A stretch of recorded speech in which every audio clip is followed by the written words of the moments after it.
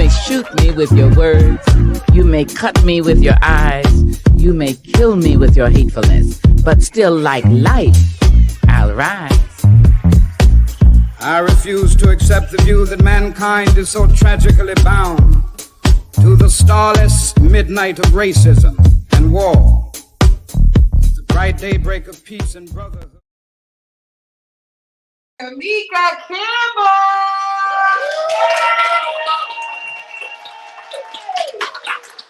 Hi, everybody. I don't know if you hear that sound, but we are live at Elementary Coffee. And welcome to the Black NewsBeat. We have quite the audience in studio today. I'm so excited to be here. We have a lot to discuss. We have so many people and so many things. Every time I leave, something happens in the news. Can you believe it?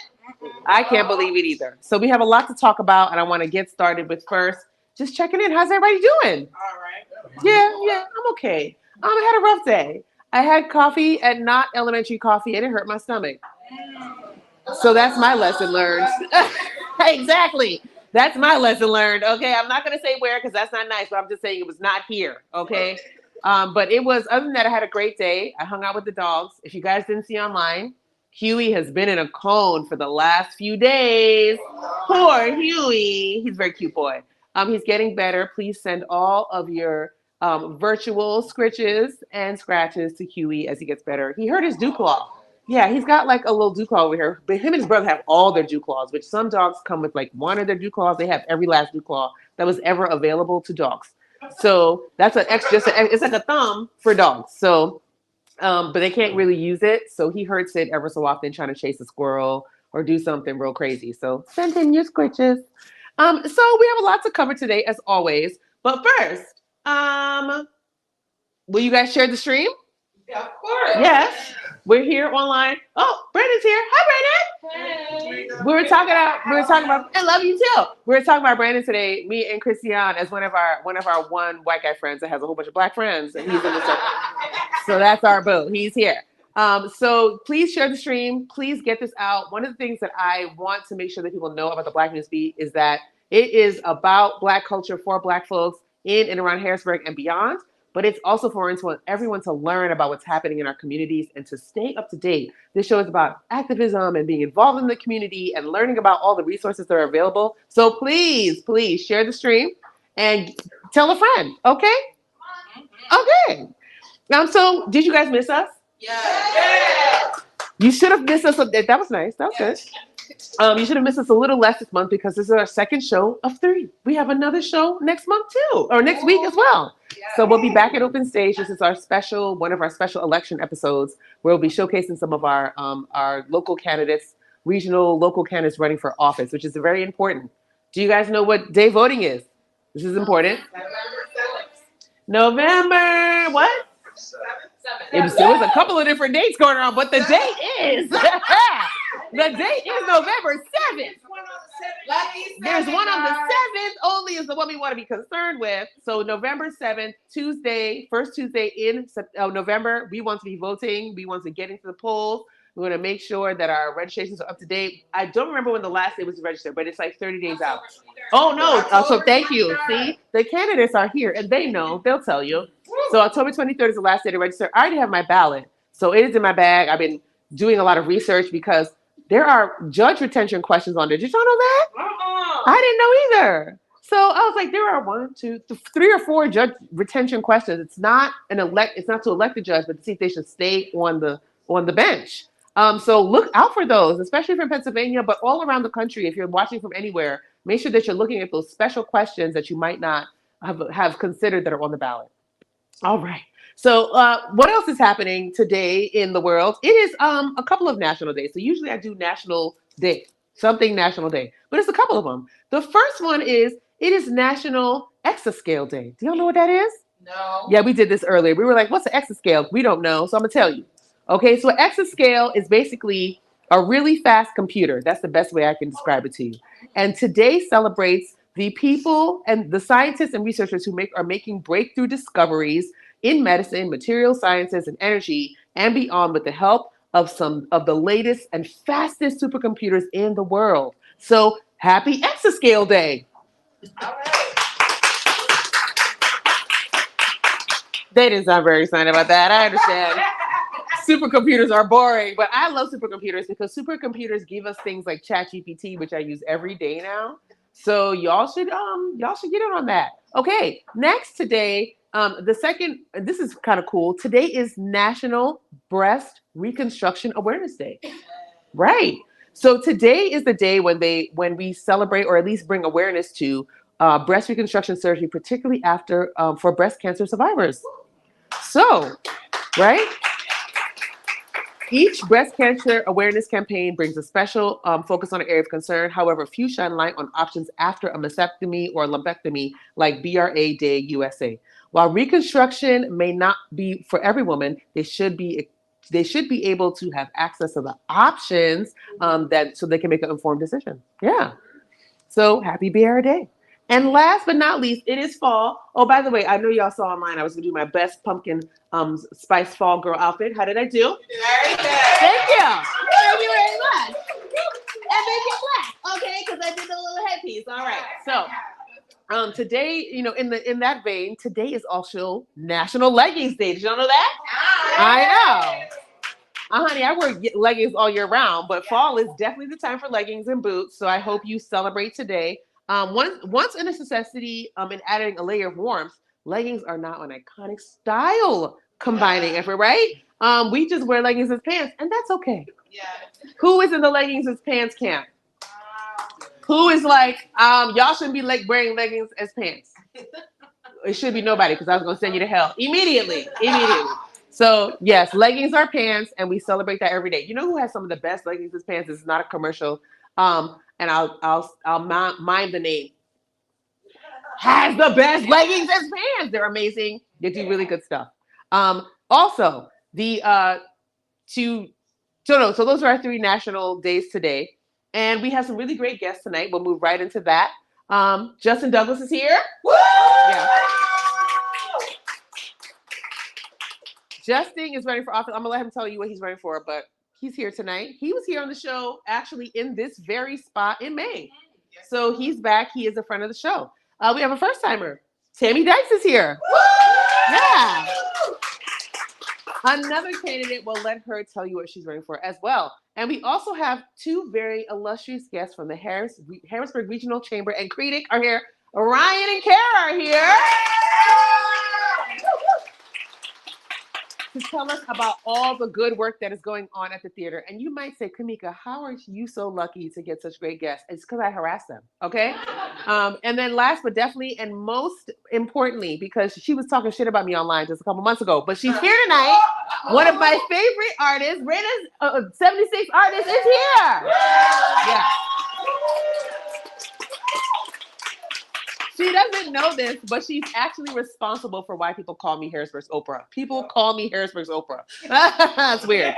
But anyway, but first, before we get to our guests, we got to sweep these streets. We got some important topics to talk about. Let's see what's going on. Let's sweep the streets. Woo!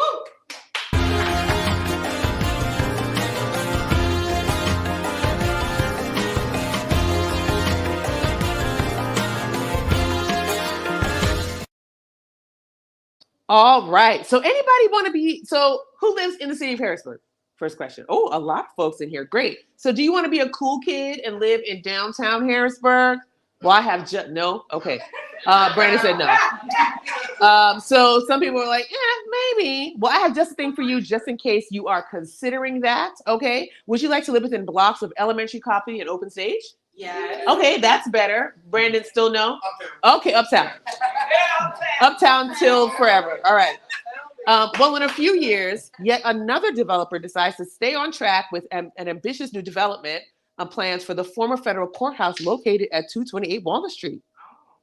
It will have 162 new apartments. Now, it's go big or go home with this project, people. Here are a few amenities included in this exciting renovation. A fitness center, a penthouse lounge. They better let me use this for free. A shared office space, a rooftop deck, and a shared lobby, and approximately 30 parking spaces. So far, this seems to be a project that the city council recently approved that will actually go ahead and will be a likely 2-year renovation. Now, not sure how anyone else feels, but The Black NewsBeat can already imagine doing our show high above the city of Harrisburg once this thing is complete. So stay tuned. Yes. I'm excited about that. Yes. International New Yes. You can clap that up. Now, this one is somber but celebratory news because we will celebrate this. Elijah McClain. Can we say his name? Yes. Elijah McClain. Elijah McClain. Elijah McClain. Elijah McClain. Yes. Many of us recall his senseless murder that occurred on August 24th, 2019, when officers, 2019, y'all, we are in October 2023. Yes. When officers Randy Rodema, recently convicted of manslaughter, and Jason Rosenblatt, whom a jury eventually acquitted, were responding to reports of a suspicious person that led them to McClain as he was leaving a store in Aurora, Colorado. The officers asked McClain to stop. McClain politely asked the officers not to invade his personal space, as any reasonable person would, and as he was an introvert. What happened soon after will forever remain etched in our minds. Yet another act of unjust restraint, ending with a young Black life taken. As the verdicts were handed down last week, Randy Rodema's sentencing is scheduled for January 5th. Our staff here at the Black News Beat would like to take a moment to remember the young man that he was. A vibrant, young soul that loved music, massage therapy, and animals. May he rest in peace. Amen. Amen. Next, moving into our media and melanin piece. Oh, we have breaking news though. Hold on. Because we had, listen, I want to talk about Israel, but I want to be sensitive. I will say this. I don't understand half of what's happening with Israel and Hamas, only because this conflict is now, this is the 75th year of Israel being a state. And I don't know all the ins and outs, but I do know the loss of life is catastrophic. And so our government, of course, is very intertwined with all of this. And Bree just sent me this. Bree, also shout out to Bree. Bree is one of our show managers. Yes, Bree. So Bree just sent me just, what was this, minutes? Hours ago. Today, Josh Paul, director at the U.S. Department of State, I informed my colleagues that I have resigned from the State Department due to a policy disagreement concerning our continued lethal assistance to Israel. To further explain my rationale for doing so, I have written the attached note. And then he has this note that he wrote that is literally like 10 paragraphs long. And what I want to say about this is, historically, the United States, the United Nations, and the United Kingdom and other entities have supported Israel. Actually, the Balfour Accords and a couple other declarations actually made Israel a state in 1948. So that's 75 years ago. What has happened since then has been an endless stream of blood and killing and a back and forth that people, no one can quite. I understand it from a very Judeo-Christian perspective, but since stepping out into the world and learning more, I'm confused. So I sit here as a person ready to learn. I think I have approached some of my friends and other folks who are very intimately aware of the conflict, understand what's happening, to explain more to me. But I want us to keep everyone in prayer because there are lives being lost. There have been American lives lost, not just people take this conflict as something that is not connected to us as United States citizens, right? But there have been American lives lost, children's lives lost, people who have regular civilians who have nothing to do with the fighting between these ideological groups. So I'm sure we can all relate to that. You know, who has a child here, right? Who has a mother, sister, or brother, or a person that you know would be severely affected if warring factions started fighting and bombing your homes right here on Third Street where we're at? Think about that. Think about just sitting at home one day and then you're gone the next moment. So even in the midst of I don't understand exactly what side I should be on, who I should be rallying for against. I'm not sure. But what I do know for sure is that as a civilian person, what is happening over there is the scariest thing I've seen since probably the uprisings, the Arab uprisings.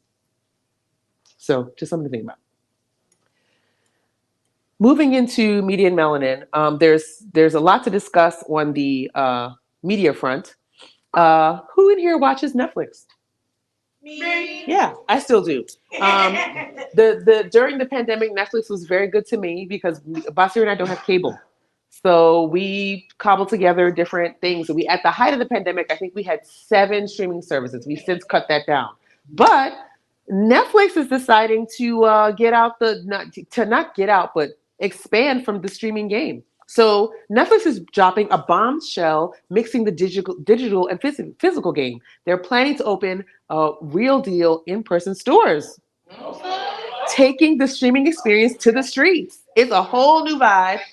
Yes, like no, better than a Blockbuster. So somebody said like a Blockbuster, better than a Blockbuster. Basir is shaking his head because he's an OG Blockbuster employee. Okay. So he's like, ain't nothing better than Blockbuster. You know, he's very attached. It's a whole new vibe. These spots are going to be decked out with exclusive gear and interactive setups, bringing your favorite shows to life.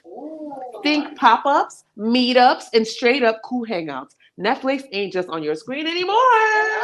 They're in the streets. They're going to do dining experiences. They're going to be doing bringing different stars to their spots. This move is all about connecting with the community, giving fans a spot to kick back and soak in Netflix in the world. It's like they say, Netflix, who this? Because they're acting brand new. Okay, you see that? Listen. So next in these streets, we have one of my favorite stars on earth, Megan Thee Stallion. Yes, okay, Megan. Listen, Megan Thee Stallion, honey, because Megan Thee Stallion, Krishan, listen, first of all, there's so many things happening to Megan Thee Stallion. Her name is all out in these streets. But first we'll talk about the good news, and then we'll talk about the ridiculous news. So Megan Thee Stallion's dropping major news, y'all. She's coming back with a whole new album, and here's the kicker. It's completely indie. Because y'all know she's been having a fight. Yeah, she's been having a fight with the old label. So that's right. She's taking control and doing it her way. And she's not holding back. She teased us with a bold Act 1 teaser, keeping it all the way real. This isn't just about the music, though. It's about owning her narrative, right? Right. Megan's showing us that she's a force to be reckoned with, standing strong in her independence. Get ready for some heat because Megan Thee Stallion's about to bring it, and we're here for every minute of it. Yes, I am. Hot girl shit. So, absolutely. Period. So on to ridiculous news. Blueface, who I happen to loathe with the loathe of 1,000 loaths, got on Jason Lee's Hollywood Unlocked and had the nerve to tell people that him and Megan Thee Stallion had an intimate moment. First of all, you kiss and tell MS. Why y'all be kissing and telling? You need to be talking about all that on the people's TV. What's wrong with you? Second of all, very sassy, honey. Second of all, Krishan gets on the people's Instagram interwebs and calls Megan Thee Stallion. Can you believe that Blueface talking about he slept with Megan Thee Stallion? And when I tell you, when she said Megan Thee Stallion, she said it like 4 times. Okay. And when she said Megan Thee Stallion, I lost it each and every time. At first I was like, did I hear that right? Yes. Yeah, she said Megan Thee Stallion. I love Krishan. Shout out to you, girl. You're hilarious. Next in these media streets, we have more happening. Honey, SAG-AFTRA. It's driving on. It's dragging on. So they're in a standoff, okay, still. And the negotiations, done up, suspended, okay? The union speaking loud and clear, they're saying their members aren't buying whatever the studios are having to sell, okay? They're not playing games, and they're standing firm. It's a message, no fooling around with their rights. This isn't about contracts, it's about respect. SAG-AFTRA's got their members' backs, and they're not about to let them down. It's a power move, and the studios believe they're dealing with some serious players. The ball's in their court now, and they better come correct. This isn't a game, it's business, and SAG-AFTRA is making sure everyone knows it. We at the Black News Beat continue to stand in solidarity with the SAG-AFTRA union. Mm-hmm. All right. And if you guys don't know, they're fighting for a whole bunch of things, but more importantly, with the advent of AI and all the things that are happening on the technology front, they are concerned that the studios will use AI to craft ideas, right? Instead of giving that right to writers and actors and other folks. And that can seriously change the game. So they're fighting to protect themselves and also protect their likenesses so that AI will not use their likenesses into perpetuity without paying them. So that's a couple of things. And also better wages. Especially we see Kerry Washington on the front lines and other folks, and they're fighting they're fighting for themselves, but they're fighting for folks who don't make as much money as they do, right? Who are the stars. So let's keep them, on the forefront of our minds, send them good vibes, because these fights they extend, they reverberate throughout the community when we're talking about fighting for rights. Okay, well, next story. Are y'all as tired of the Will and Jada? I'm tired. You know what I'm tired of? I'm tired of everybody blaming Jada. She's a terrible person. I mean, is she a terrible person? No. Will literally went on like a 2-year tour of his book and told all the business. And this is Jada's response to that. She gets to tell her side of the story. And for some reason, we don't think that's okay. Somebody was like, Jada's toxic. I mean, is she? Is she toxic? Even Will's own children were like, he's a terrible person. Y'all remember? Y'all remember Janet Hubert? She was like, he literally X'd her from the entire industry for 30 years.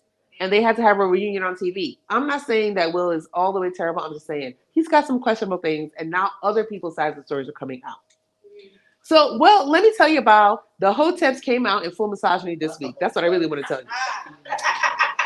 Jada Pinkett Smith and Will, honey, it's all the grand risings for me. And Jada and Will Smith have been catching heat for keeping their separation on the low. Did y'all know they've been separated for 7 years? I didn't know. That's how it should have been, okay? And as you know, folks got opinions. But check it, wait, a couples therapist weighed in and said it might have been a slick move to keep their things private because obviously, sometimes keeping things under wraps buys space to figure stuff out. Privacy can be a power move in a world that's always in your business. Yes. The Smiths are playing it smart, letting the cards fall where they may. It's about what works for them, not the peanut gallery. So let's give them some room to breathe and respect their hustle. They know what's best for them, no doubt. Also, they're very rich, okay? Them writing books and doing these different things means that they're making a lot of money off their stories, okay? And if you don't like them, the best thing to do about them is shut up. That's it. Shut up. Now, that was the end of our first our Meters and Melanin, but I want to talk to you a little bit about the show. Okay. Are you enjoying yourself so far? Yes. Oh. Well, that's nice. So this show is a partnership between Open Stage and YPOC and all of our community partners like Elementary Coffee and the Center for Innovation Entrepreneurship at HU, and also Hurston Manor with the YPOC also. So we want you to join these organizations, patronize them for giving the show a home and making it a real community organ. Like, this is really important to me. Yes. So who's a member of the YPOC here? Woo! Oh, okay. Every time I do the show, we get a couple more members. All right. If you haven't joined, it's $65 a year. It's for the entire year, y'all. You get so much good stuff. Y'all should. Who gonna join tonight? I'm a dancer. Yes. Who want to join tonight? Y'all need to join. Okay, come on and join. Come to our events. We have so many great events coming up. I think you will really enjoy November, December with the YPOC. We have our Friendsgiving. Want to see some more? Yeah, no, not right now. We're going to be partnering with Handel's Foundation for their turkey giveaway. We usually do our own Adopt a Family, but we're going to be partnering with Handel's Foundation for that. We also have our Holiday Liddy. We also have our happy hour coming up at the end of this month. Elise, what else? I put her on the spot. Oh, yeah. We got Friendsgiving coming up too. What you say? Grants are open. Grants are open for Adopt a Classroom. We finally have our Adopt a Classroom grants portal open, so please go ahead and apply for those grants. We want to give back to our teachers. They are what literally shapes the future, so that's very important. And then YPOC and friends will also be at various events coming up around the community. Yours truly, excuse me, hold on. Yes. Will be an accepting award on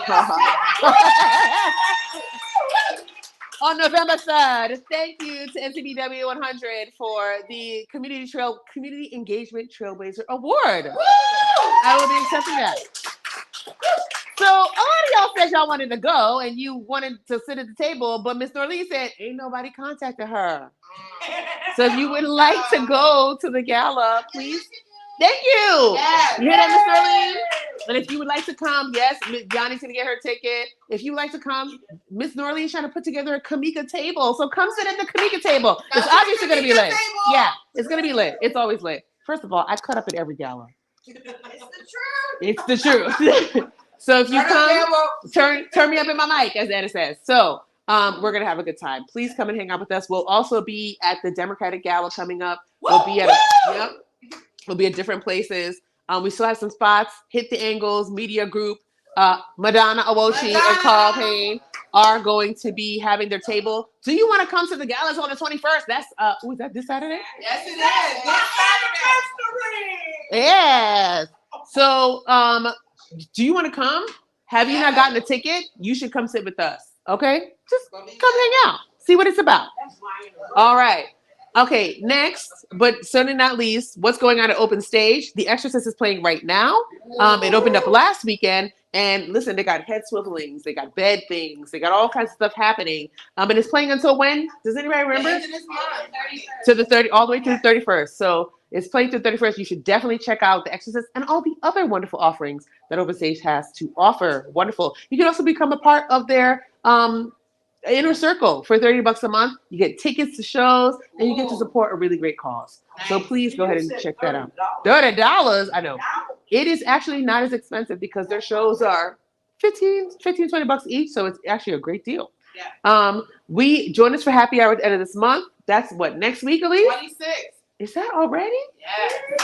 It's our last Wow. happy hour for It's our the last happy hour it is the YPOC's last happy hour for the year. Join us. We will be at El Coqui, is that right? Mm-hmm. And it'll be hosted by one of our members in front of the show, Leslie Avila. Woo, all right? Leslie. Yes.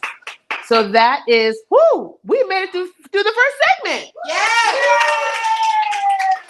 Let me see, how'd I do? Oh, I did okay. 28 minutes. I need to cut that down, honey. But y'all be rocking with me. So let's take a little break. We're going to do a little commercial and we'll be right back with our first guest. Woo.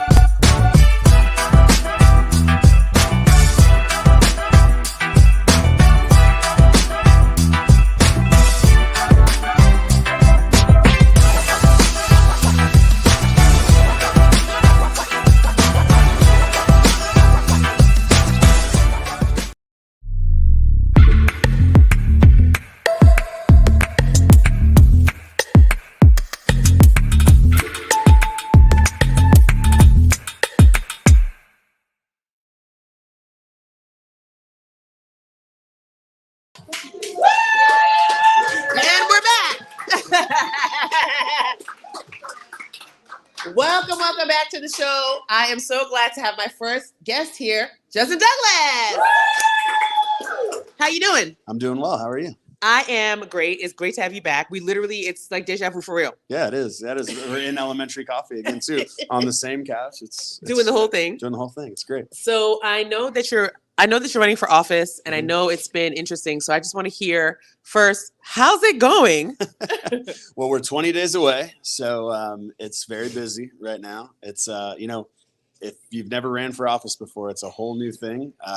It's very busy, lots of door knocking, lots of connecting with voters, and it's exciting, exhausting, but all something that, for me, I've been able to learn a lot about Harrisburg and Dauphin County in general, and that's been really cool. Awesome. So for those of us who don't know what you're running for, what are you running for? I'm running for Dauphin County Commissioner. We have 3 commissioners in Dauphin County, and those 3 commissioners oversee a very large budget for the county, oversee things like children and youth, Dauphin County Prison, many other initiatives in the county and human services in the county, grants, and such. And so I'm running for that role. The hope would be that I would be one of the 3 after November 7th.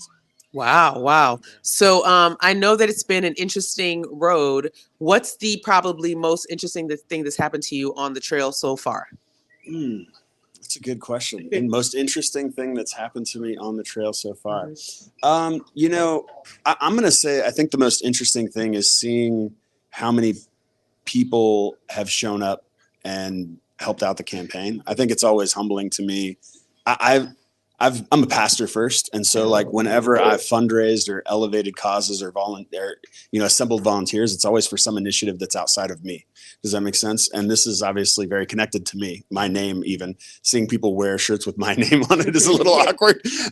But it's been cool to see how many people have caught the vision for what we're doing and what I'm trying to accomplish. So that's been probably the most interesting thing in the process. Wow. So let's see. We talk. I know probably running for office gets boring to talk about for you. Probably a little bit. I mean, yeah. Like a little bit. Yeah. Well, I mean, I think the thing is like, you don't know where someone's on-ramp is. Is this their first time hearing from me? Is this something their second or third time? One person came up to me afterwards and goes, "I've heard you share that story already." And I'm like, yeah, I've actually shared that story about 10 times. You've been at 2 of the events I shared it at. But so, I mean, yeah, it gets to a point where, you're trying to communicate and you're trying to make sure that you connect your vision, and in a concise way. So yeah, it depends on, and if you watched the last Black NewsBeat that I was on, it would, I don't want to belabor it and share the same exact thing. Yeah. I mean, it's okay. You can hear. We don't care. But also, I think what might be nice is for folks to get to know you a little better. Sure. So I heard that you're a musician. Tell us more about that. I am a musician. Yes. So yeah, thank you. Now, look at that. Someone's excited I'm a musician. That's great.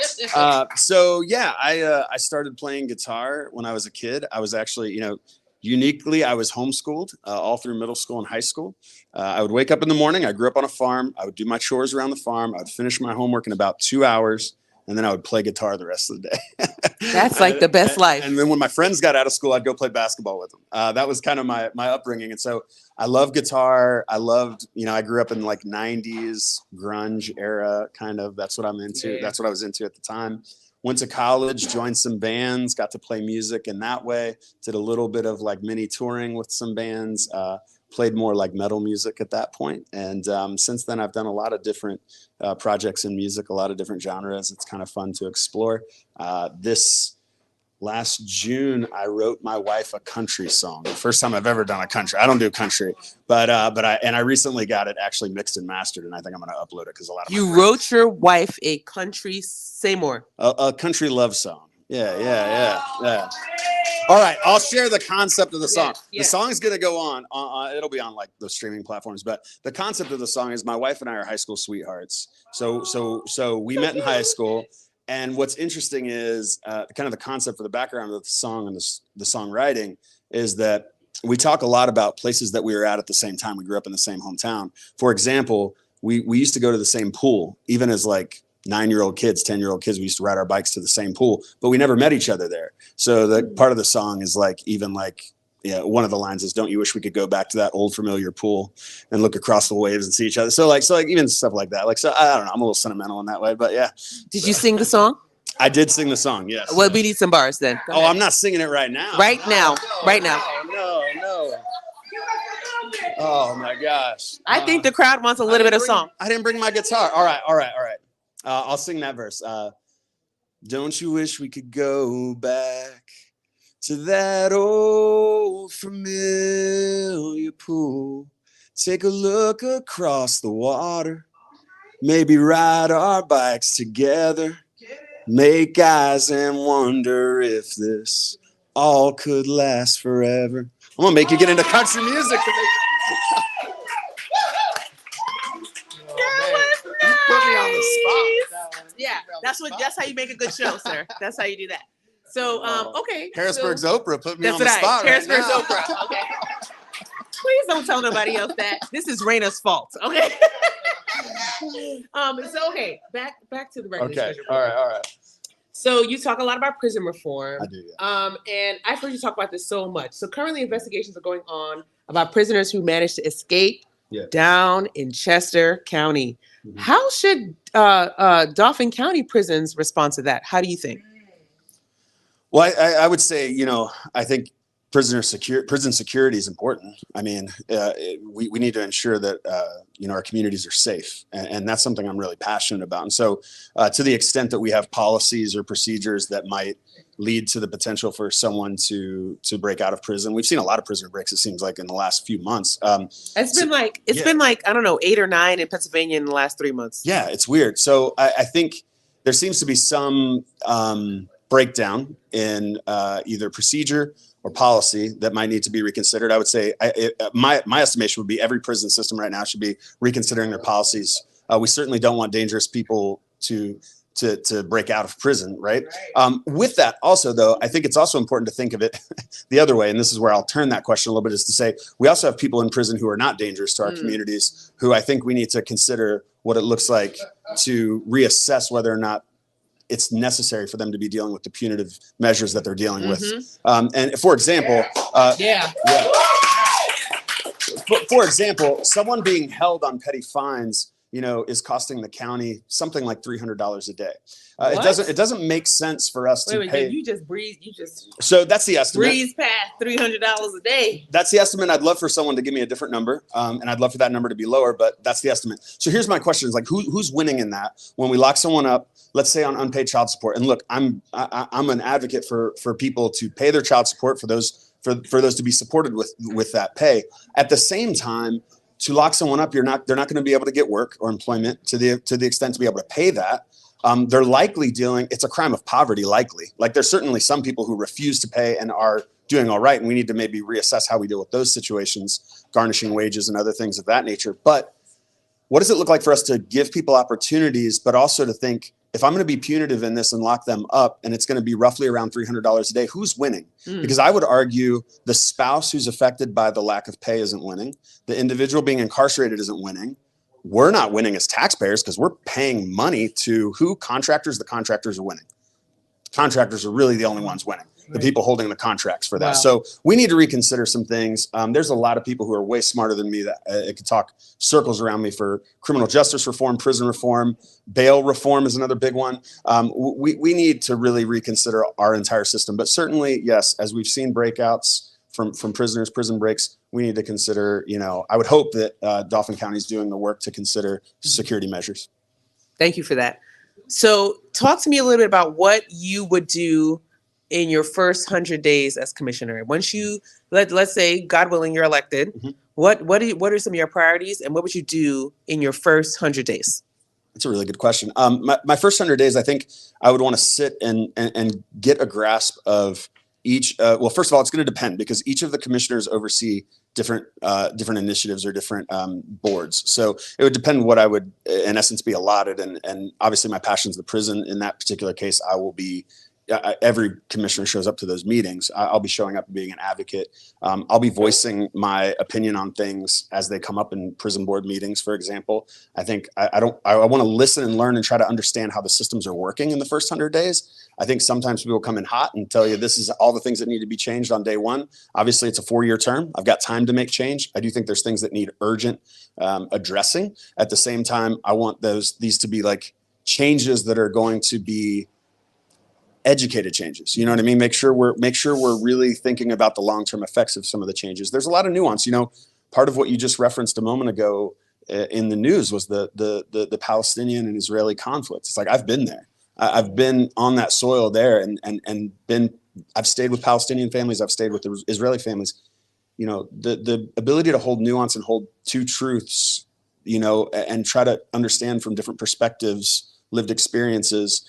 That's one of the experiences I've had. And I think when you step into a system that's very entrenched and this is the way I see it, and this is the way the community sees it, or this is the way it needs to be done, and the community considers this, it feels like it could be done a different way.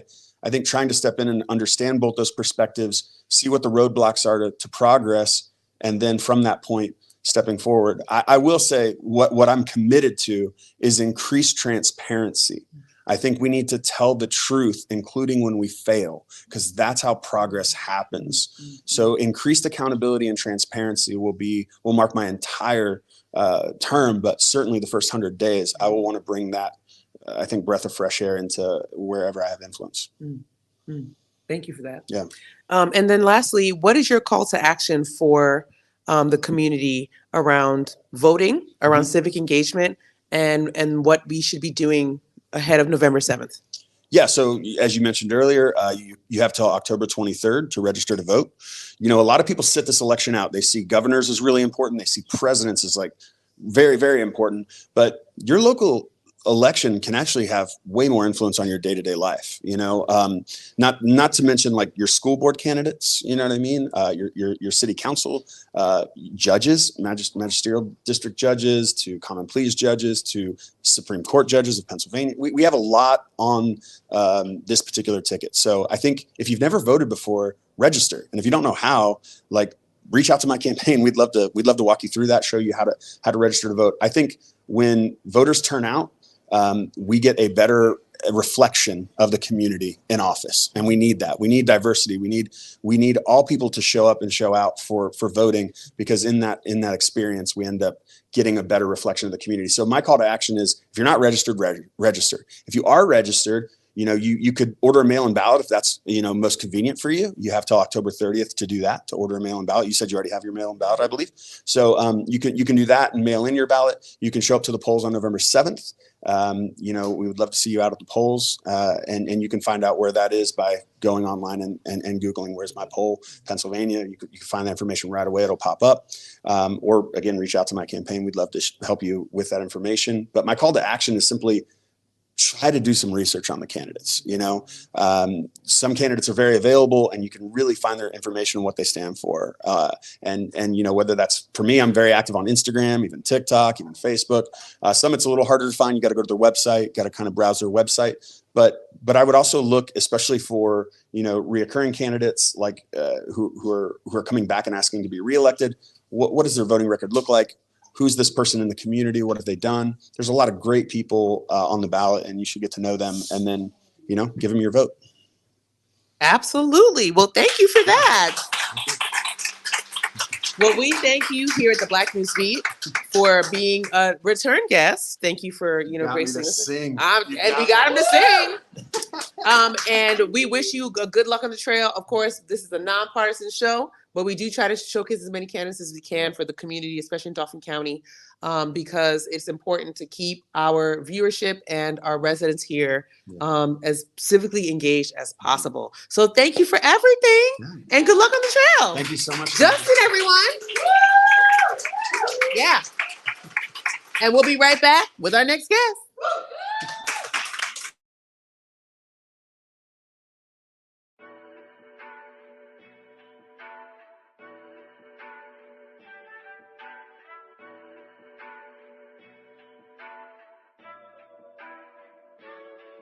Oh, you can't hear me, huh?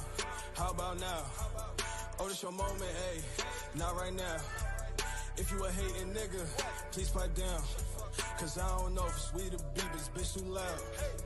I was down bad, I ain't had no cash. Now these hoes mad cause the camera lights flash. I was down bad, I ain't had no cash. Now these hoes mad cause the camera lights flash. Bitch, I'm a boss. I only focus on comments and stress when I'm taking a loss. Round of applause. I see these hoes double back.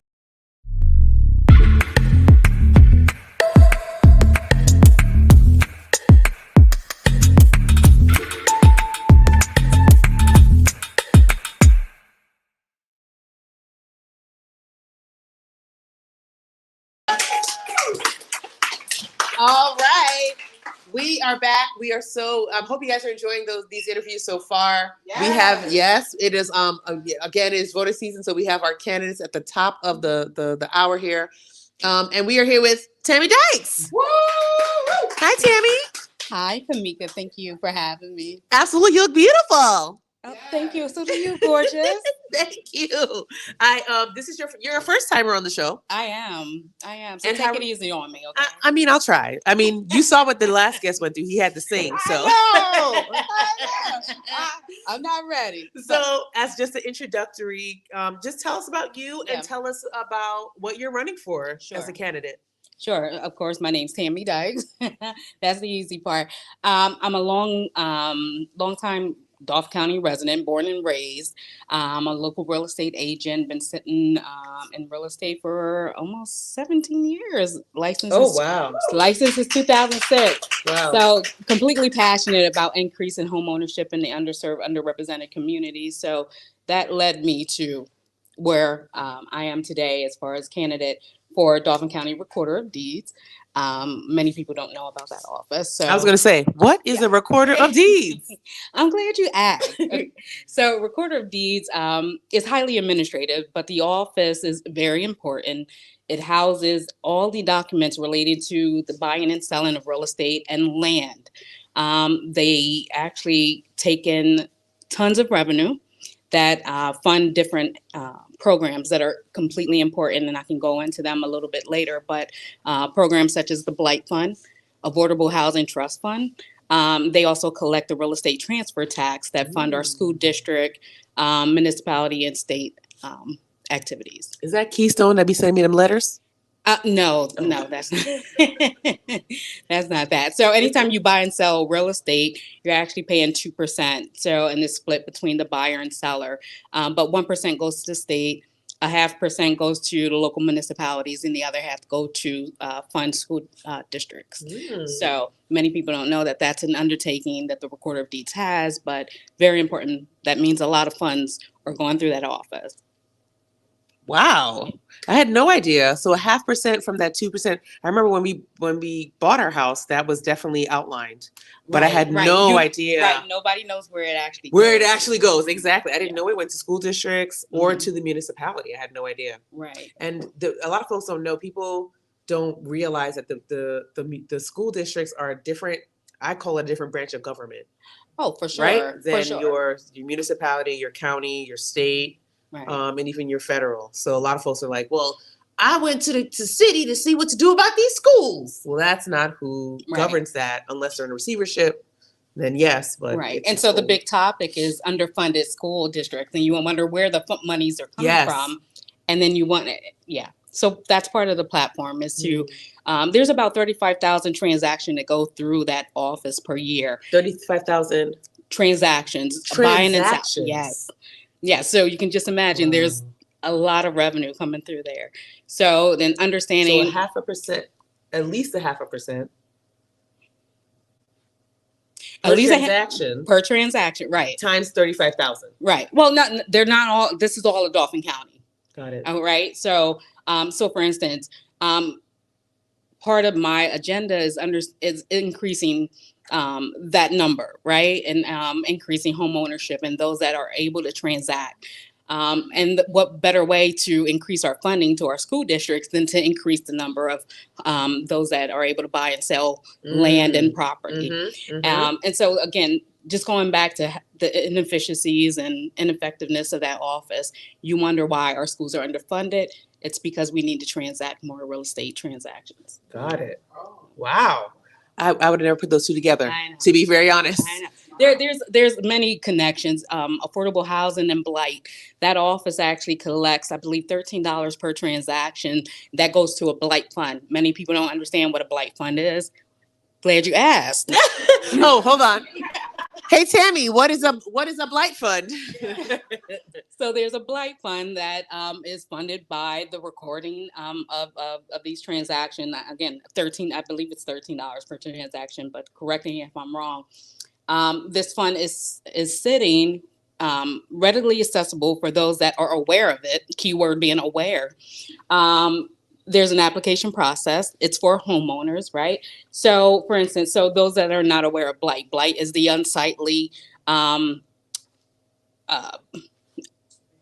abandoned properties. The aesthetic, the outward, right. So that creates unsafe. Yeah, they're here to help. I love y'all for that. Okay, come on now. So that fund is to foster the demolition of these unsightly properties, right? Once these are demolished, we can then rebuild, redevelop to put them back on the tax roll and to create more housing inventory for those that are needed. That addresses the unaffordable housing. So just to bring us back, the blight fund and affordable housing go hand in hand. The more that we're able to facilitate awareness and have homeowners access that money to demolish these houses. We can get them rebuilt, put on the tax roll. The issue that I'm having, as far as coming into this position of running, is that I'm noticing that these houses, this grant money is not going to residential houses; they're going to commercial projects. So with that said, the demolition of commercial projects are not helping to fund our schools, right? Not helping to address the affordable housing inventory. So that's a problem for me. That's problematic in the way that this office is being run. So that's something that I want to address. Wow. Everything's connected, y'all. Yeah. Follow the money for real. Like all those things that we say, that's a real thing. So tell me more about your background and why you even thought to follow this trail. Why you even thought to apply or run for this position. Yeah. So I felt that it was a normal progression. Like I said, I've been licensed as a real estate agent since 2006. So for me, I've been acting in the form of a community. I don't call myself a politician. I've been acting in the way of a community and citizen advocate in terms of home ownership for quite some time. This office, again, is just a natural progression because it touches on the administrative side. However, it's the underbelly of why we don't have that socioeconomic, equitable, mobility. And so I want to address that. I want to be that person in that position to change that. That's amazing. Y'all should clap it up for that. Okay. So before we go to your call to action, is there anything else you think people should know? To me, this has been almost brand new information. Yeah. So tell anything else you think we should know as people who are trying to be civically engaged?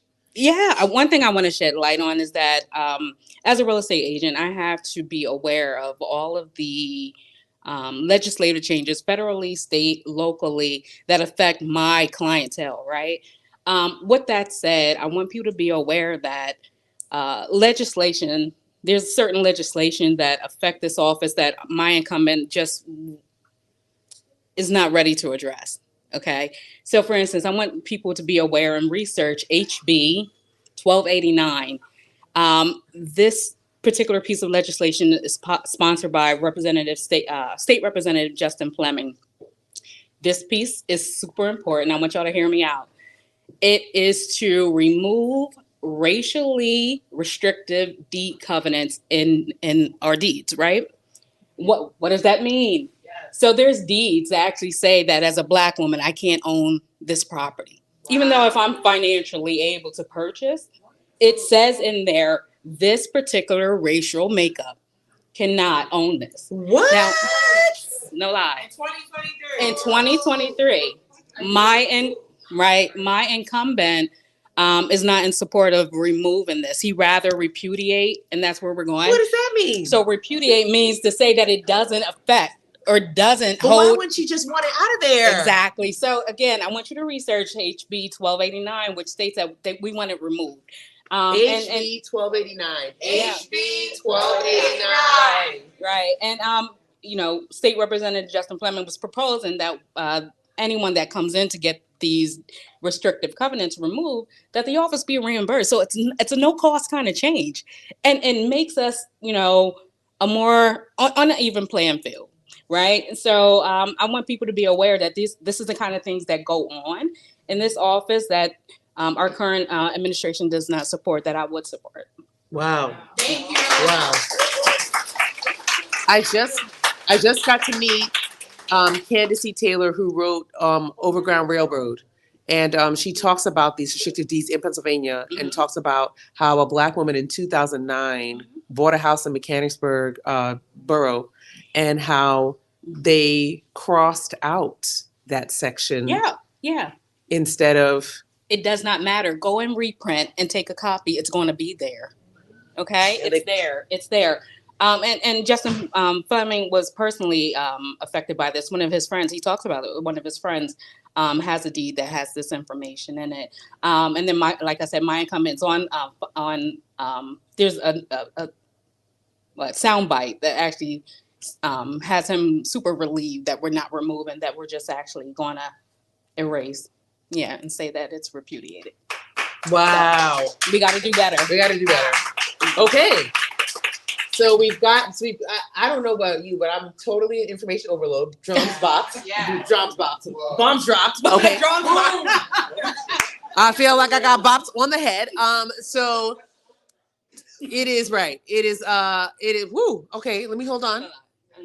Yep. Thinking. But the more that we're aware, the better. And that's what it is. Well, like once I process it, I'll be like, tomorrow I'll start a whole thing for it. But now your call to action. What do you want voters to do ahead of November 7th? And what kind of information do you want folks to know, just in general, about being civically engaged? Yep. I want you to register, like Justin Douglas said. I want you to register. I want you to reach out to your families and get those registered. And then I want you to rally around what's important to you. Yes. I want you to rally around what's important to you. Well,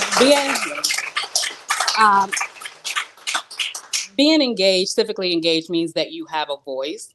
And I want everyone to know that they have a voice. Your vote is your voice. So use it. Use it. Yeah. Absolutely. Absolutely. Well, we want to say thank you to Tammy Dykes for that amazing information, and we wish you good luck on the trail. Tammy Dykes, everyone. Woo! And we will be right back with our next guest. Yeah.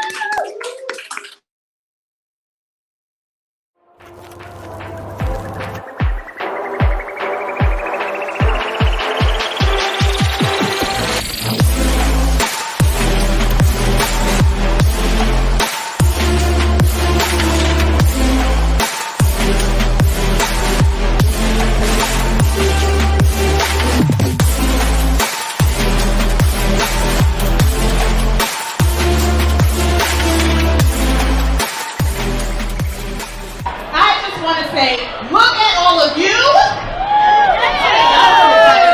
But look at all of you.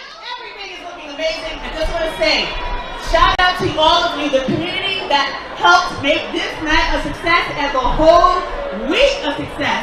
I love y'all so much. Clap it up for yourselves one more time. Y'all look amazing out here. Yeah, y'all look amazing. Yes. And the other thing that I want to say is shout out to our sponsors and VIP. I want you guys to remember this feeling. I want you guys to remember how wonderful it feels to celebrate Juneteenth in Harrisburg. We always want to have this, and it's possible because of all of you. Yes, yes, yes. It's possible because of all of you. So thank you. Enjoy the night. Join my POC. All y'all enjoy my POC. Join us. We're going to do more amazing things like this for Harrisburg, for the region, and for the whole state.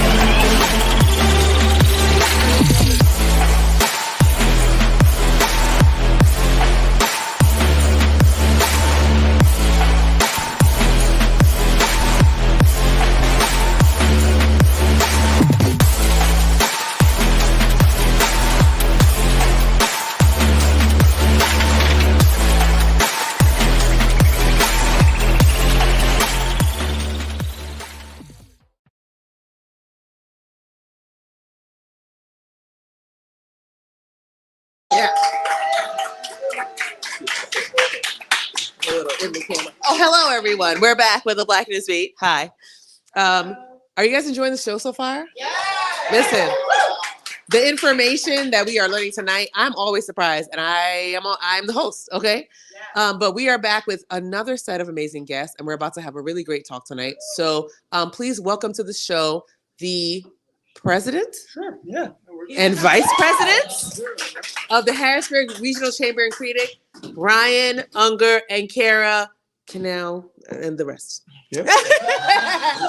I practiced a million times, but it's late now, and my brain is full. Hello, guys. How are you doing? Good, very good. How is everything going? And thank you for being here. Of course. Thank you. Before we start, Team Megan Thee Stallion, not Blueface. Period. Yes. That's what I wanted to hear. That's my first question. So, let's talk pop culture for a moment. Oh boy. All right. So let's talk. Who is your favorite artist? Favorite artist, as in overall pop culture artist. The country is in my head now, thanks to Justin. I'm listening to Tyler Childers a lot right now. Ooh, old time country. That's a great choice. How about you? Oh, I'm a Broadway fan, so it's album by the day. Ooh. Yeah. My favorite Broadway album is Hairspray, hands down, almost unequivocally. That and Phantom of the Opera. Those are my two favorite. I can sing them word for word. Thank you very much. Okay. Okay. Don't clap for me. Okay. Second pop culture question. All right. If you had to go to a concert right now, contemporary, whose concert would you want to go to? Taylor Swift. Ooh. And she's a Pennsylvania girl. Yeah. Yes, There you go. Yeah. How about you? I mean, is there any other answer? Taylor Yes, Swift? yes, there's Beyonce, but Yes. but Taylor also will work. Okay, so she is responsible for the soundstage at Lidditz. Correct. Like Well, the she does her stuff there All at her Rock stuff Lidditz. there, Yep. and funded most of it at Rock Lidditz, and they bring a lot of great folks through Pennsylvania to practice. Absolutely. There, even if Absolutely. they're having concerts here, so Yep. it's like a blue for Pennsylvania. Did somebody say tourism dollars? Yes, exactly. All right, so let's get into the real stuff. Let me move this thing over here to see what I was going to ask you because I forgot. All right, so first let's learn a little bit about the Harrisburg.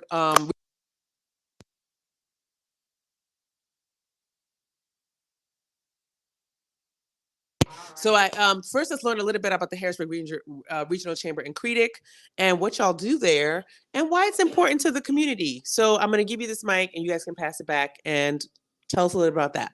Sure. Again, thanks for the opportunity.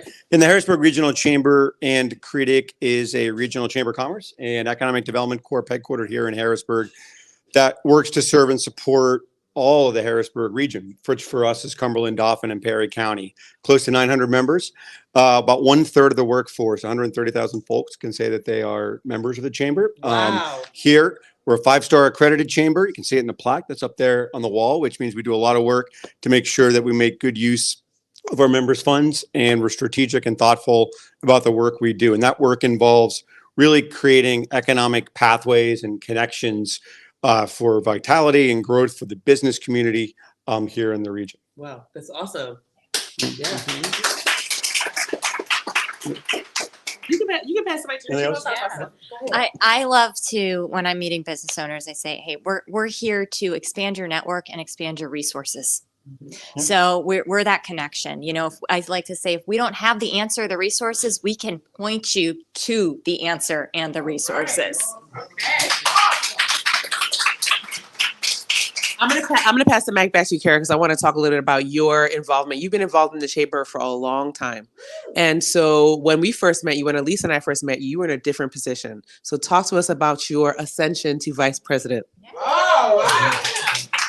Yeah. So I've been with the chamber for 6 years, and it's been awesome. I mean, I couldn't even count the number of amazing, inspiring people that I've gotten to meet through the chamber. And, that includes you and Elise. It's just awesome to be, in this role where you get to meet so many community members and you get to see the people who really care about this community and are doing amazing things every day.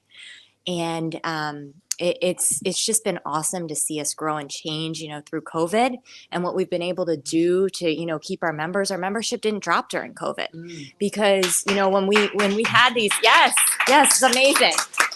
And that doesn't mean that every member was able to pay their dues during COVID, but we weren't willing to part ways with them, no matter what that was. We're here for the business community. So kind of seeing that. And then post-COVID, when Ryan joined our team as our leader here, there were opportunities for me to change that role and get more into our strategic planning, getting out there and really taking the feedback that we're getting from those business owners in the community and turning it into a plan and allowing us to take those steps to make real action for everyone. That is amazing work. And it is wonderful watching that work. Thank you for everything that you've done for me personally and as a business owner and a leader in YPOC. We're very appreciative of you including us and making sure that we're at the table. So thank you. Yes. So Ryan, you've been with the chamber for how long now? Well, over 2 years. Yes. So talk to us about your time in this role and even maybe a little before and what brought you to the chamber.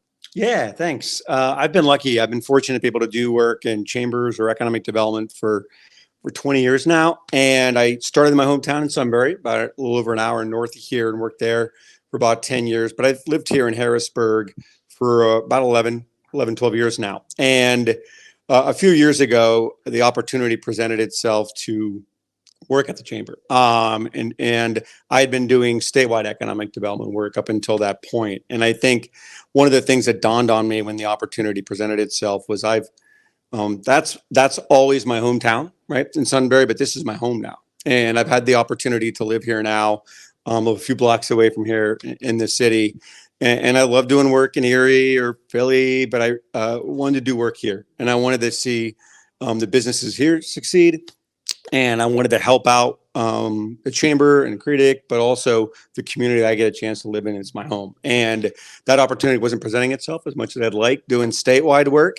And I kind of wanted to return to my roots, which had been like in local chamber work. And I really believe the model we have there of having a chamber and economic development corp really provides no wrong door for us to try to help businesses and really be conveners and connectors for all types of businesses, large and small. And I was just fortunate enough that I got the chance, right? And we got a great team in place, a great board, a great membership. We were doing well before, the pandemic, and just excited to try to take it from good to great. Excellent. Yeah. Excellent. Yeah. So we a lot of folks don't know what a chamber does, right? So we kind of know what it is now. We've learned a little bit about your roles, but talk to the average business owners in the room. There are several different types of business owners in this room here. So what can the Harrisburg Regional Chamber do for business owners right now? Sure. So I think first of all, it depends upon the business, right? And where they are and what they want out of it. I think it's always important. As Kara mentioned earlier, our goal is to help that business that sits down and that we're talking to. And that might not mean chamber membership, right? We're a membership-based organization. We, members pay dues to be a member. And depending upon that member, there might be something that they specifically want, right? They might want the opportunity to have an advocate across the street here in the Capitol advocating for them about issues that are critical to their success.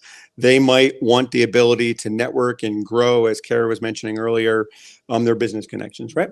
And that could mean business development. That could mean their own professional growth. It could depend upon what that might be.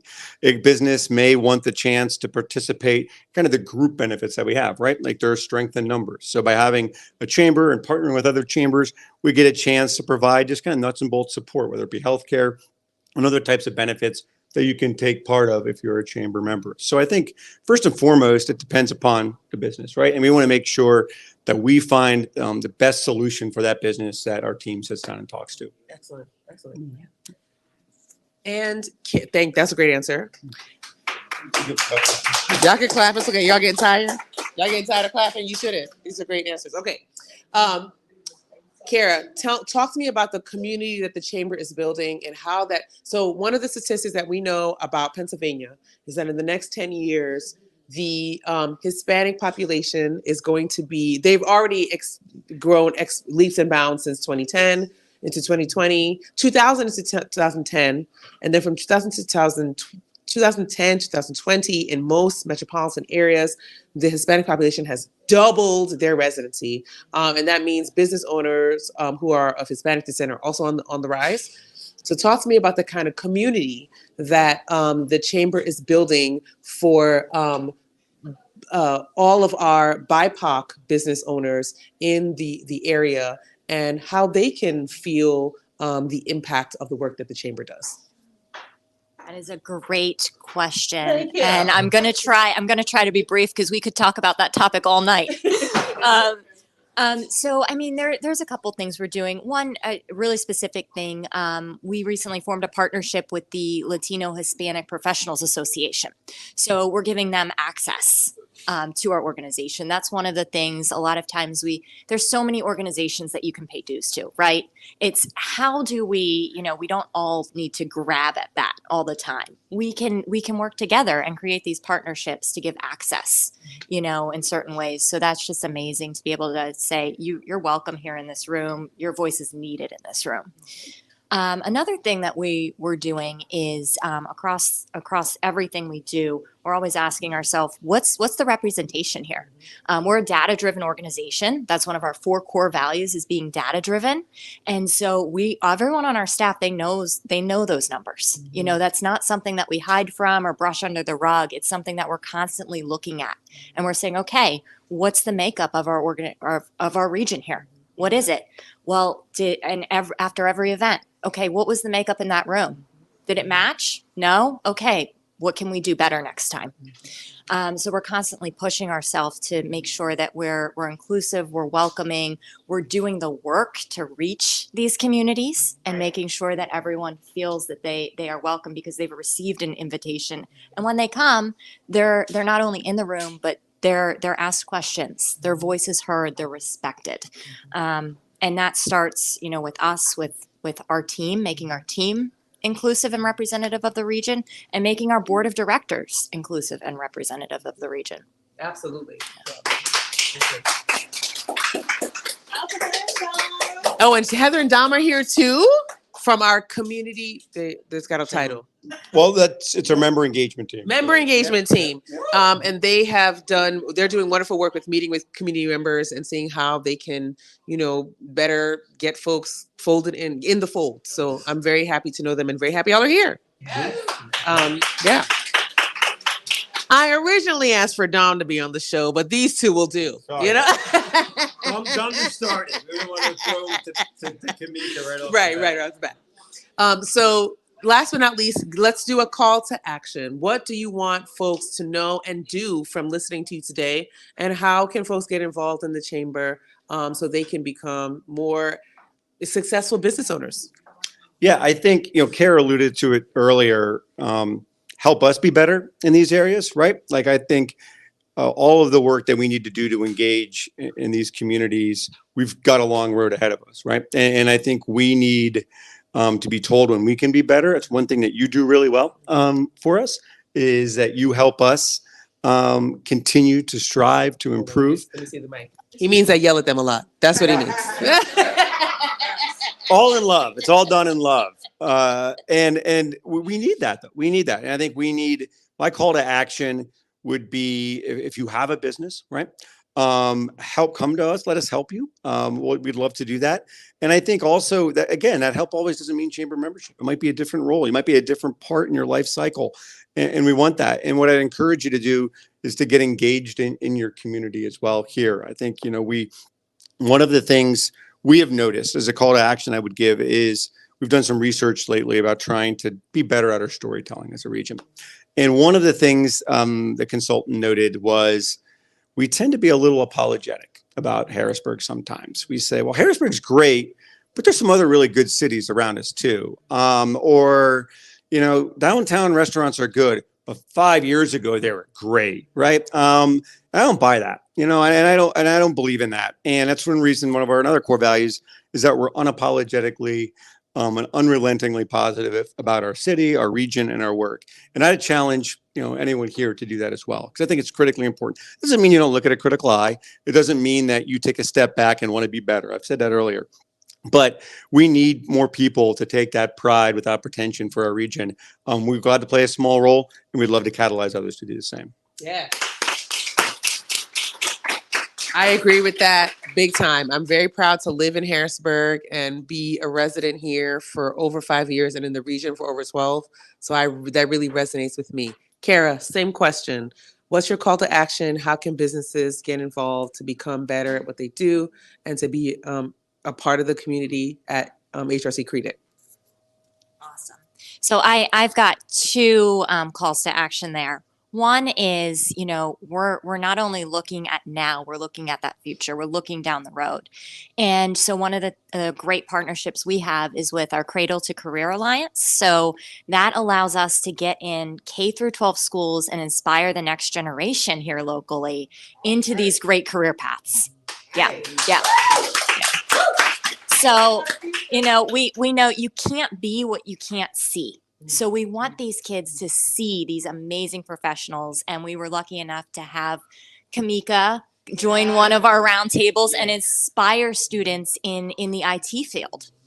And so that is just incredible because representation matters. These kids need to see people that remind them of themselves, you know, that they can see, wow, you know, I could see myself being you one day.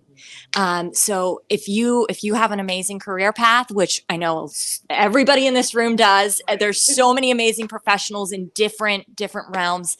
Let us know that you're willing to share that with students, and we'll find that match for you. We will get you in front of these students so you can share your career path, give them some great advice. I love it. Yeah, I love that. Well, it has been a pleasure to have you here on the Black News Beat. From the bottom of my heart, thank you for all that you're doing for the community, for the strides you're making towards justice, equity, you know, being diverse, being inclusive. You know, y'all heard that little Jedi term. We'll talk more about that coming up too. And thanks for coming on the beat.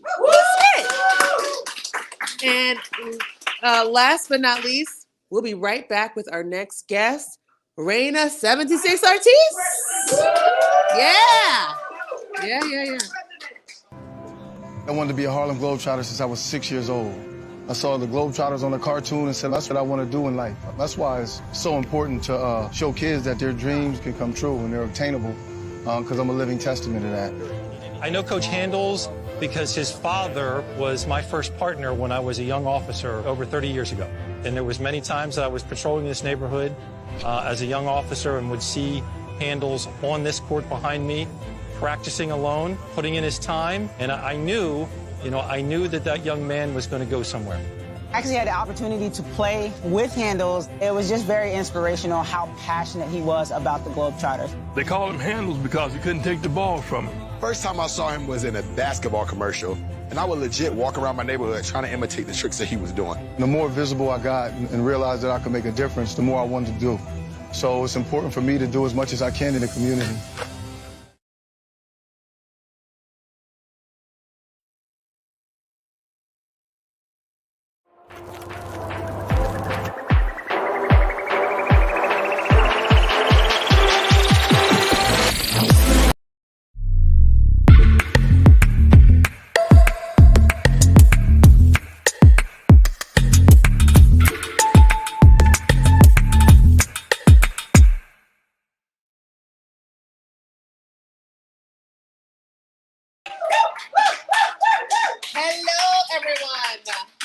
We are back on the Black News Beat. We are here with the one, the only, Reina 76 Artist.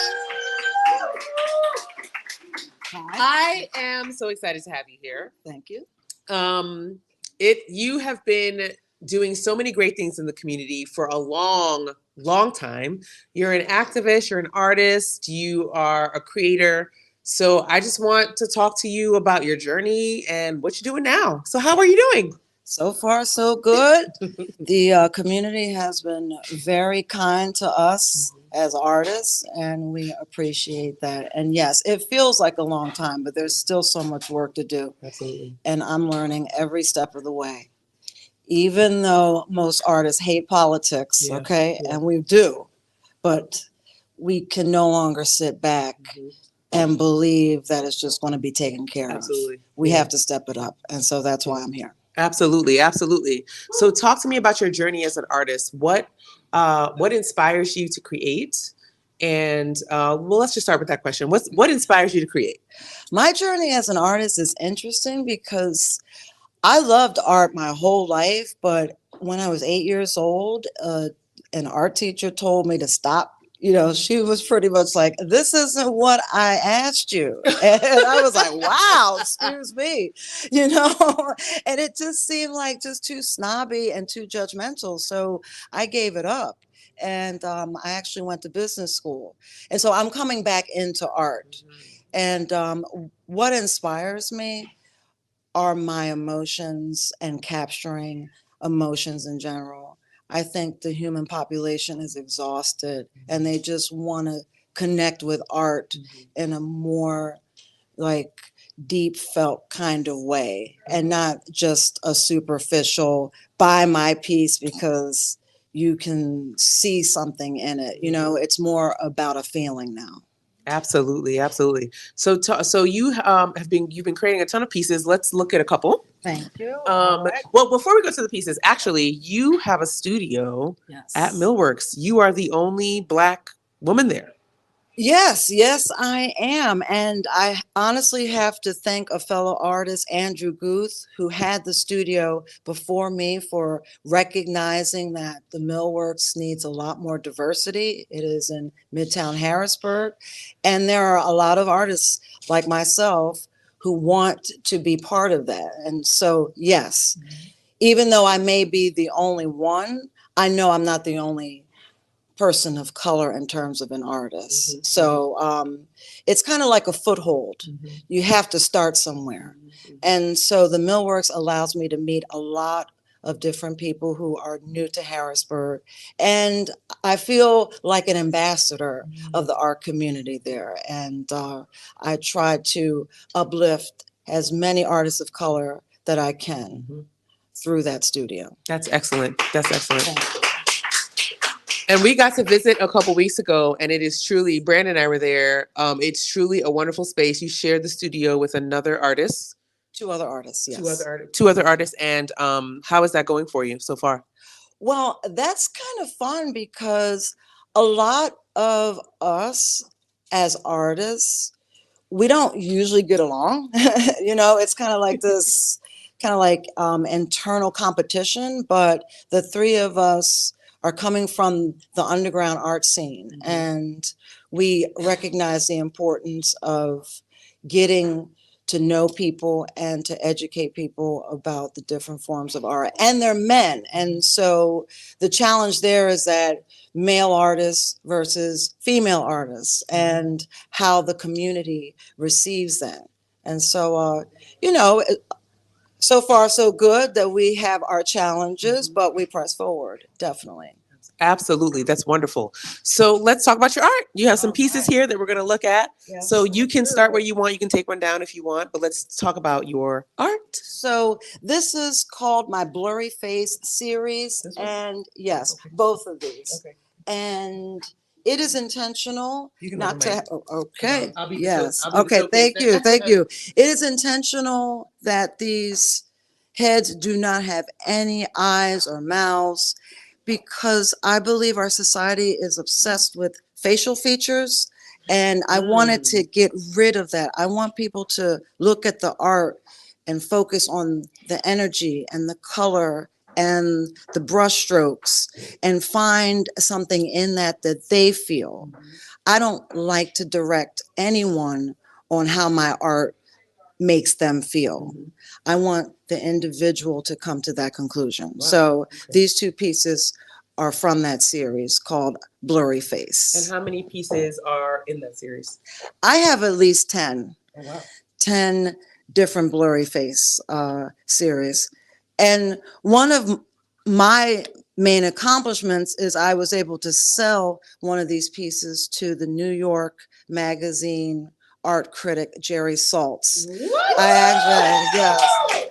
Yes, I forced it on him. Well, I actually stood in line and waited for him to sign his book, and I said, "Sir, I'm from Harrisburg, Pennsylvania. I came all this way by train. Here is a piece of artwork for you." And he purchased it right off of the spot. You're like, wow. Right on the spot. Yeah. That's because you're fabulous. That was cool. Well, it's because I'm from Harrisburg and we don't give up. That's right. We don't give up. That's right. So talk to me about art and activism. Why is it important for artists now? You talked a little bit about it in the beginning, but in this climate, coming out of a pandemic, why is it important with the SAG-AFTRA and the Writers Guild strike, WGA strikes, and all these different types of artist strikes? Why is it important for artists to be involved and be activists and be civically engaged? Artists know when the climate around us is just, it's shifting. Mm-hmm. And I think that it's our duty to capture that in some form, in a creative way, so that people can see it and digest it and feel comfortable. They can either be empowered, they could be frustrated, they can, feel content, but we can no longer sit back and think that the world is just going to fix itself. Art for centuries has been used as an educational tool. And so we have to continue that. It isn't about sales and painting what people are telling you to paint. You have to create these pieces that challenge and irritate the spirit and make others see what they don't want to see. We feel it and we know it. And so it's kind of like we are empathic. A lot of us are. And so it's our role to continue the legacy of those artists before us. Wow. I agree. So what is your call to action for folks? If you had a call to action that you wanted either artists or non-artists, regular community members to take in this new age of kind of mixing their passions and activism, or any other call to action that you want to talk about, what would that be? First off, the call of action for the city of Harrisburg is to allow artists of color to own their own spaces, to own their own galleries. We should have more millworks all throughout the city. It doesn't have to be about a midtown thing. We need the city to try to understand that we are the capital of the state of Pennsylvania, and we need an Office of Art and Culture, and we need people of color there. You just cannot have one museum, one art association, one millworks. That's not going to work anymore.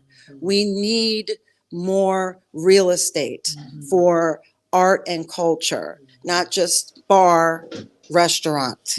We need bar, restaurant, art, culture. Absolutely. Absolutely. That's my call of action. That's wonderful. That's wonderful. I agree. So thank you so much for being here tonight. Where can we purchase your art? Where can we see more of your art? And what are you doing coming up that we can take part in? You can find me at the Millworks, Studio 318, usually 6 days a week. That's where my artwork can be purchased. And I'm doing actually Lancaster art walk this Sunday. Oh, wonderful. I am, yes, from 11 to 4 p.m. at the People's Bank, 101 North Queen Street. And that's where you can find me. And what time will that be? That's from 11 a.m. to 4 p.m. Perfect. This Sunday. Well, yes. We hope to see you this Sunday. Yeah. That's amazing work. That's wonderful work.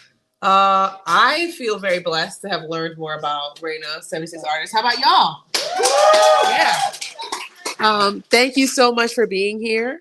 And we'll be right back with Last Lap. I hope you've enjoyed the show so far. Yeah.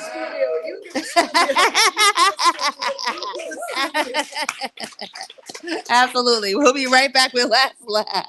That's awesome.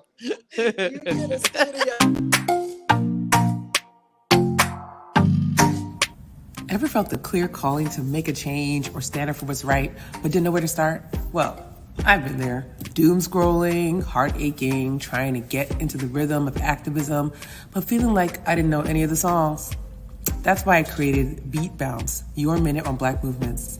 It's your quick roundup on the rhythm of change, the melody of progress, and the heartbeat of justice that powers the vibrant spirit of our communities.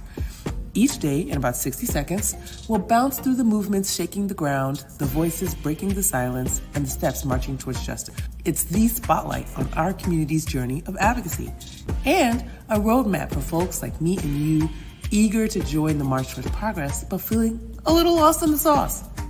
So, here's your chance to tune in and get inspired, and find your beat in the heart of activism. With Beat Bounce, every second is a step closer to becoming the community advocate you want to be. Ready to get information? Catch the beat soon on all your favorite social media platforms.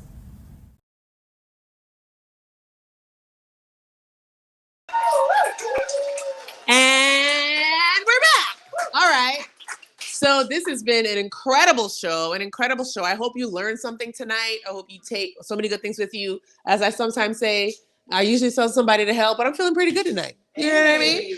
I want you to take note of a couple things coming up. As you saw in the commercial, we have a new series coming up that's going to be an extension of the Black News Beat called The Beat Bounce, and it is your minute in Black movements. And we want you to get, the 2020 effect is wearing off, okay? Folks are going back to their daily lives, and they're not really considering that we have to keep our activists and our advocacy education up to par. So I'm going to be starting that series, and it's going to be available in short form video on all of your favorite social media platforms. So check that out. Additionally, the Handles Foundation and Chris Franklin is going to be featured on Play It Forward this Saturday at 11 a.m. An entire episode dedicated to Chris Franklin, his work in Edgemont and Harrisburg and the wider region. So please check that out as well. And as I say at the end of every show, and then also all the YPOC events, don't forget YPOC. If you haven't joined, join. Tammy, join. Justin, join. Join. And you, yes, you too. And Dom and all you, join. Okay. Because listen, we're trying to do this work. Okay, me and Elise are working our asses off over here, and all of our teams. We have how many? At least 5 new chairs. Yes. We have 5 new chairs. YPOC, come support the work that they're doing and the excellent things that are happening. 2 or 3 of our chairs are here tonight. So support the work they're doing. And listen, YPOC is out here for y'all. We want to create community. We want to empower you to thrive in the community because we want you to stay here and grow here. Listen, this region going to look real different in 10 years. Y'all need to be on that train. Okay. And as I say at the end of every show, love yourself. Big up yourself. When no one else does it for you, clap for yourself. We need you here doing your work and being a part of this community and making Harrisburg and the wider region everything that it can be and it should be. So clap for yourself. Woo! And we have one more show. We'll be back at Open Stage to close out spooky season. I might even be in costume. Who knows? We'll be back at Open Stage on the 25th. I'll see y'all next week. Good night.